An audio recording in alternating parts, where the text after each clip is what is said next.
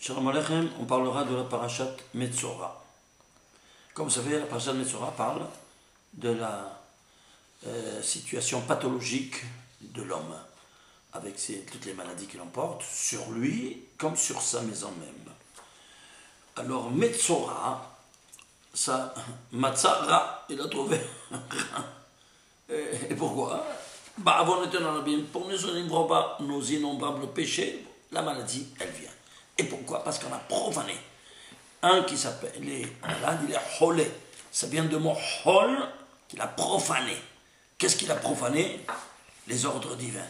Alors toutes les maladies viennent à cause de la transgression des ordres divins. Sinon, il ne serait pas malade. Ceci étant dit, on va voir que cette paracha, elle a 90 versets. Pourquoi 90 versets? Parce que c'est 9 yodin, 9 yod, chaque yod c'est 10. Et c'est quoi 9 yod? Ben, ça c'est un grand secret en Kabbalah qu'on doit étudier, la Kabbalah, pour pouvoir comprendre et décoder tous ces messages. Nous, quand on se présente devant le Créateur, c'est la Hamida. La Hamida, tu te présentes dans le Molam Hatzilut, le plus élevé des 4 mondes, où il y a donc ici le trône céleste. On a escaladé dans nos prières tous les 4 mondes. On est avec Hatzilut, et on est ici au monde des idées. Et avant de sortir de l'Amida, qu'est-ce qu'on fait? Eh bien, il faut penser aux 9 yudin de ces 4 noms divins. Il y a dans le premier 1, 2, 3, 4. Le deuxième 1, 2, 3, ça fait 7. Le troisième 1 et le quatrième 1, ça fait 9. Il y a 9 yudin. Toute la Hamida est basée sur ces 9 yudin, si vous voulez savoir. Et avant de faire Ose Shalom Bibloma, mes chers frères et sœurs, il faut nous dire le Harizal, être Mechaven, ces 9 yudin qui se trouvent dans les 9 mots de la dernière phrase de l'Amida. Il y a 9 mots qui contiennent des yudin. Il faut les voir, ces 9 mots, et penser à ces 9 yudin, et après, ce n'est qu'Allah que tu dis après, l'élam la serre en forme de menorah, parce que c'est tout le secret de l'Amida. C'est la menorah qu'on a profané, qui est le plan d'impression universel, on a profané par notre bouche. Où ça? Faut qu'on aide. Alors on va réintégrer maintenant, quoi donc? La resanctification de tout le plan de la création universelle qui est représenté par la menorah, par la bouche, à pécher, ça, pécher et dire. La bouche qui a fait la défense, et la bouche, elle doit maintenant resanctifier. Et ceci à travers 19 bénédictions. Alors ceci étant dit, ici nous voyons donc que quoi? On resanctifie ici, on voit qu'est-ce qu'on doit maintenant? Metzora, Motzi Shemra, nous dit la Gemara. Fait sortir un nom mauvais, un nom rap. Alors qu'est-ce qui se passe? Il faut resanctifier avec ces 9 yodin qui est le sol de toute l'Amida. Ceci étant dit, on continue. On voit ici qu'il y a combien de mots? Il y a 12 274 mots qui ne sont autres que 26 fois 49. Pourquoi 26 fois 49? Parce qu'il manque, on est rentré dans le même tête, Sha'ar et Touma en Égypte. N'est-ce pas? Alors ici, on est ici, Metzora, on est dans toute la paracha de la pathologie. On était dans le pays de l'idolâtrie, tout ça. On a pris de ces impuretés. Alors on doit maintenant faire ce tikkun-là en comptant même tête 49 jours pour resanctifier cette même tête Sha'ar et Touma qu'on a pris. Alors on doit s'éloigner. Soit éloigné 49 jours. Et le 50e jour, alors on est prêt pour recevoir la Torah. Tu vois? Alors tout ça, c'est tout la condition pathologique qui se fait son tikkun. Combien de lettres on a? 4697 lettres. Pourquoi 97? Parce que c'est un autre composé de 7 fois 11 fois 61. Alors la racine, on va plus comprendre mieux. Le 7, c'est le 5e nombre premier. Le 11, le 6e nombre premier. Et 61, le 19e nombre premier. Et qu'est-ce qu'on voit ici? On voit que c'est Chava qui a fauté au 6e jour dans tous les 5 mondes.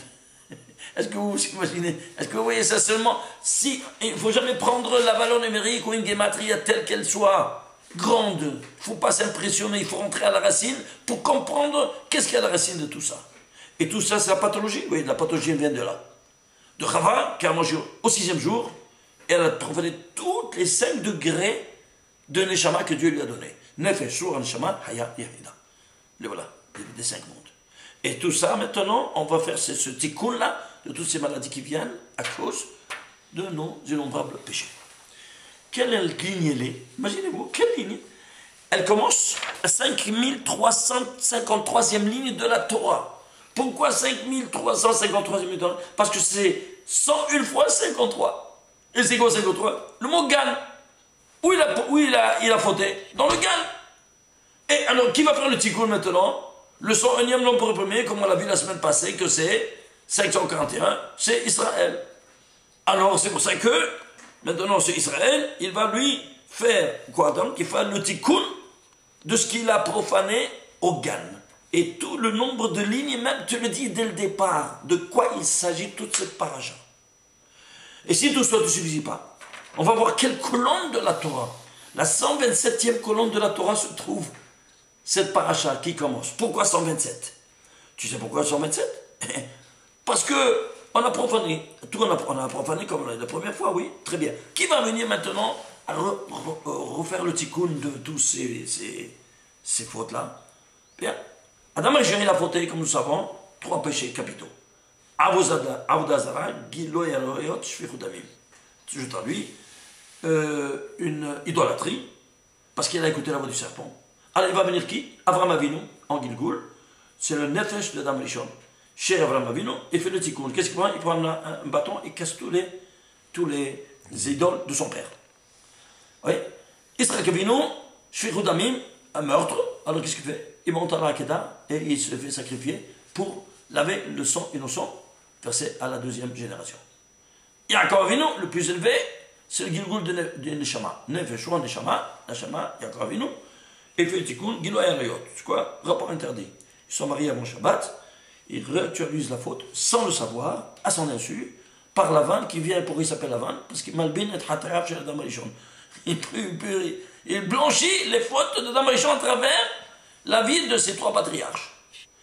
Et à travers les femmes. Alors ici, on a le premier niveau, c'est Avraham Avinu. Alors si Avraham, c'est Adam, Sarah, c'est Chava. Alors très bien, alors qu'est-ce qu'il va faire? Eh bien, Chava, elle va vivre combien? Elle va vivre 127 ans. Pourquoi 127 ans? Voilà, 127, la 127e colonne. Elle va dominer. Pourquoi 127? On ne comprend pas. Parce qu'ils sont tombés dans la matérialité. Avoir mangé avant le Shabbat. Hachem la matérialité, comment on dit le matériel? Homer. Combien c'est Homer? 254. Or, le Homer, c'est la synthèse. Puisque, Allah me met la Shosha Devarim, le monde se subsiste sur 3 dimensions: temps, espace et matière. Alors, le temps c'est la thèse, l'espace c'est l'antithèse, la matière c'est la synthèse. Donc, le temps plus l'espace, ça donne la matière. Comment on dit la matière? 254. Divise 254 en 2, 127. Alors, qu'est-ce que tu as ici? Ici, la première juive de l'histoire, c'est Sarah. Elle va vivre 127 ans. La dernière femme de tout le Tanakh de l'histoire sainte sera qui? Esther. Elle va dominer 127 médinotes, contrées. Donc, vecteur espace, vecteur temps, vecteur espace. Et l'homme fait la synthèse. Eh bien, qui c'est? Eh bien, Avraham Avinu, en premier, il va dominer la matérialité. Comment? En dominant, en allant égorger son fils. Et qu'est-ce qu'il écrit? Il va dominer, il va chevaucher son âne. Hamoro, c'est 254. Justement, pour aller dans de ce point de vue, on a ici la 127e colonne de la Torah. Pour nous dire quoi donc? Que ici, ce qu'on a profané, on vient ici faire un acte réparateur. Combien de mitzvot il y a? 11 mitzvot. Même les mitzvot, ils sont toutes positives cette fois-ci. Pourquoi? Parce que à Gan Eden, on nous a donné une mitzvah négative, et on l'a profané. On nous donne maintenant, pas une, 11 et pour 11. Alors, parce qu'on a profané la présence divine qui est représentée par le nom de Yud Kevavke et Aleph Nun Yud. Yud Kevavke, tu prends l'initiale, c'est Yud. Et Aleph Nun Amonai, c'est Aleph. Yod et Aleph, c'est 11. Ça, c'est au niveau de la sainteté. Mais tout ce qui est au niveau de la sainteté est au niveau de l'impureté. Alors, on a fait la profanation. Qui est venu? L'ange de la mort. Comment il s'appelle? Samermem Aleph Lamed. Comment ça vaut? 131. Alors, 131, qu'est-ce que ça a rapport avec la sainteté? C'est simple. Si tu écris Yod en entier et Aleph en entier, Yod en entier, c'est 20. Et Aleph Lamed P, c'est 111. 111 plus 20, ça fait 131. Ça, c'est dans la sainteté. Ça, c'est dans l'impureté.